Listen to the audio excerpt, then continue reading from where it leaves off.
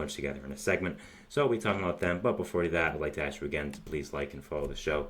We do get a number of questions from viewers to ensure that your question does get read on the air. Please use the link, gsmcpodcast.net. It really does help the show, and it really does mean a lot. So thank you so much for that. And let's get back into the show for today. All right, so we are going to be talking about, again, some American League trades, all the big trades in the American League that did happen. And, giving my thoughts on them. Again, if I didn't talk about a trade here that you wanted me to give my thoughts on, I've definitely already talked about it. It's on the channel somewhere. Just look at, try to think of something. Try to looking at a video where it might be. I'm sure it's there. So, yeah, I'll be going over all these trades. We have right here 7, I believe, so we'll be going over them. And let's get into it. So, first off, we have the Yankees trading for Padres reliever Aniel De Los Santos. The Padres traded for 3 relievers at this deadline: Jason Adam, Brian Hoeing, and then Tanner Scott. So they did have to trade someone. Someone had to be the odd man out, and that was De Los Santos here. Yankees got him. He's an okay reliever, 4.02 ERA this year with San Diego. I think just someone that is a very good low leverage reliever, guy that you bring in the 6th or 7th inning to maybe get 2 or 3 outs. That's kind of it. Low prospect cost of the Yankees here. Obviously, probably didn't want to give up all the huge prospect costs for these relievers on the market. Were connected to Tanner Scott a lot throughout the process, but I'm sure would not have given up what they needed to give up Tanner Scott to get Tanner Scott. And to be honest, I don't really blame them. So overall, I think this is a pretty solid move for this bullpen for the Yankees here. Adding in this bullpen addition with Mark Leiter as well. I like what they did in that pen. Again, I think De La Santos is just a very solid guy that you can add anywhere in the bullpen. And yeah, just a pretty decent, solid move here for the Yankees pen. Next, we have the Red Sox making also a bullpen move, trading for Luis Garcia, a bullpen arm from the Angels. Garcia has had a really, really solid season here with this Angels team. Been one of the bright spots out of their bullpen. Really, really old. I think he's either 36 or 38. So the fact that he's had such a fantastic season with this Angels team is, kind of surprising. But hey, I'm sure the Angels were happy to have this guy have such a great season and make him another big trade piece for this team. So good for them. And I like this trade for the Red Sox, just getting the player. I think that you need another high-leverage relief arm, and getting that in Luis Garcia is a really solid move. I didn't really like you gave up on the deal, though. You gave up, I think, 4 prospects, which was insane. The main guy was Matthew Lugo, a guy who I don't think is going to be anything crazy in the major leagues, but I do think he projects a major league player. So the fact that you gave him up for a rental 38-year-old in Luis Garcia is a little strange, but again, the prospect cost for rental relievers this year was so high that I get it. The Red Sox obviously didn't want to hurt the fan base in not getting anyone, so giving up the prospect cost for Garcia, who, again, would like to say has had a really good season, is fair, and I get it. So it's, whatever. Really, what are you going to do? So, nice move here by the Red Sox, just getting Garcia. I think the prospect cost was a little high, but I think every single trade this year, the prospect cost was pretty much really high. So next, we have the Orioles. We can talk about 3 separate trades here. First off, they traded for Gregory Soto from the Baltimore Orioles. This is an interesting trade. Soto obviously came over in a huge offseason trade a few years ago from the Tigers, was one of the better lefty relievers in all of baseball, and the Tigers traded him to the Phillies and got some position players back to fill in the lineup, mainly Matt Vierling, who's become a really solid player for Detroit over the past few years now.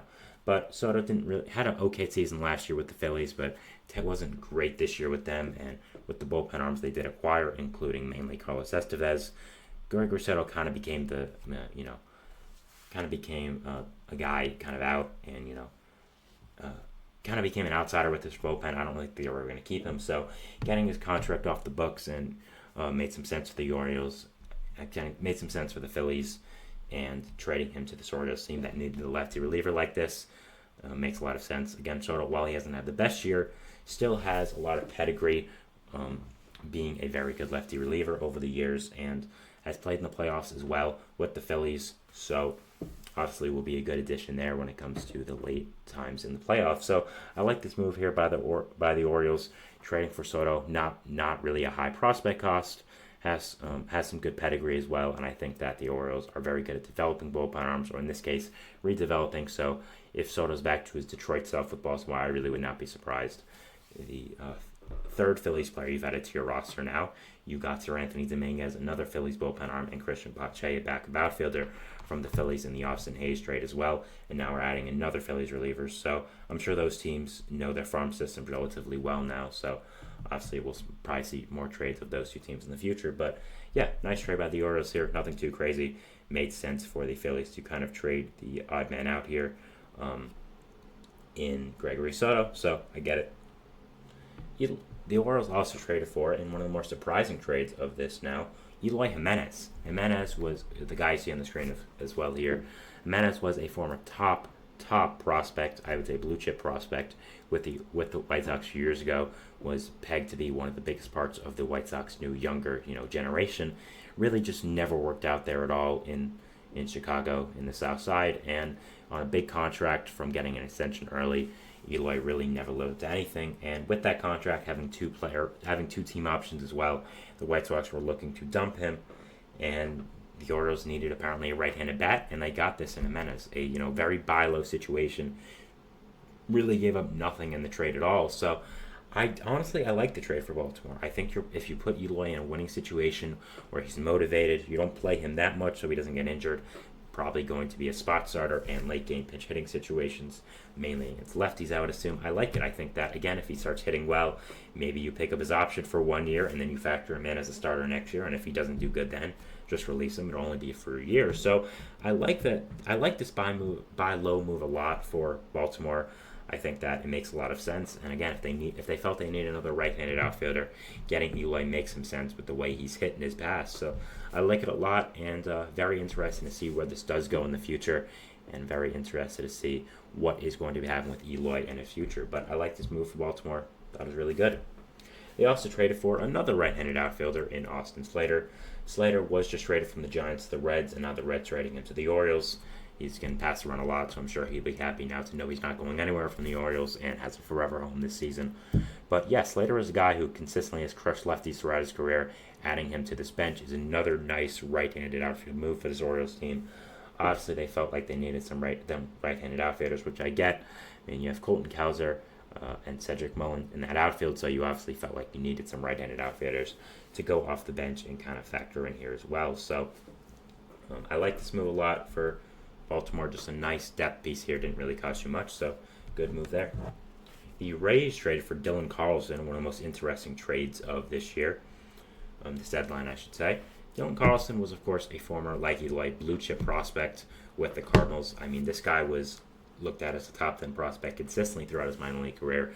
Came up with St. Louis and just really never caught on there. St. Louis had a ton of great younger hitters, which they still do, and Carlson was always trying to fight for a spot and trying to find a position, whether it be a center fielder, left fielder, right field, DH, whatever. And I think because of all that, it kind of messed with him and really never lived up to the potential that he thought we could be. Now, I'm not blaming St. Louis for the player development of Carlson, but I also think that they could have done some things better. So giving Carlson a fresh start makes a lot of sense, and him going to one of the better player development organizations in all sports in the Tampa Bay Rays is a really good fit. I would not be surprised if Carlson starts hitting like the prospect we always expected him to hit like in Tampa Bay, and I think it's a really good move by them. Tampa is really not going to try to be competitive for the rest of this year, and because of that, you have time to take on these projects like a Christopher Morel, like a Dylan Carlson, to be able to try to get them back to where they once were as a top prospect or as a younger player when they showed a lot of pedigree. I mean, Dylan Carlson just finished only a few years ago top 3 in Rookie of the Year voting. So it's not exactly like he's been a full-on bust at the major league level.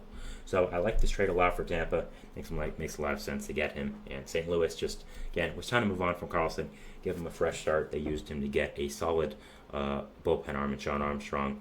So I like the trade for both sides.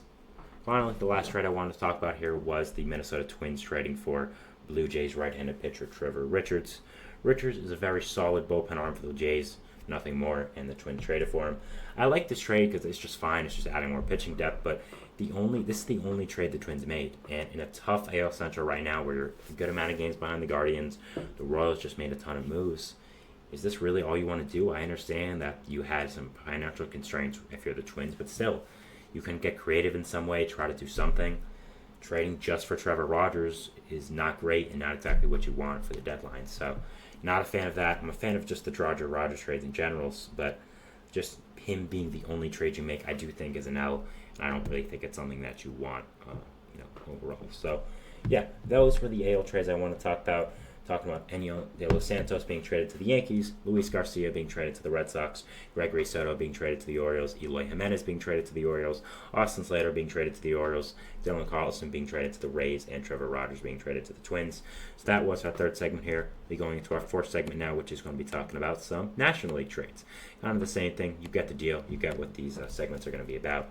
So yeah, we'll be going over that, and we'll see you next segment. So we'll see you after the break. So thanks, and bye. For the best and latest podcasts available anywhere, go to the